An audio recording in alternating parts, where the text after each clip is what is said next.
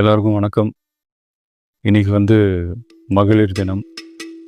தமிழ்நாடு முழுக்க இருக்கிற என்னுடைய அம்மா, அக்கா, தங்கச்சி, தோழின்னு உங்கள் அத்தனை பேருக்கும் இந்த தினத்தில் வாழ்த்து சொல்லாமல் இருக்க முடியாது. உங்கள் அனைவருக்கும் என்னுடைய மகளிர் தின வாழ்த்துக்கள். சந்தோஷம் தானே? பாதுகாப்பாக இருந்தால் தானே சந்தோஷத்தை உணர முடியும்.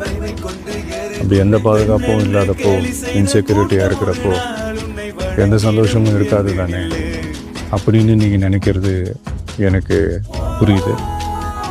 என்ன செய்ய, நீங்கள் நாம் எல்லாருமா சேர்ந்து தான் இந்த திமுக கவர்மெண்ட்டை தேர்ந்தெடுத்தோம்.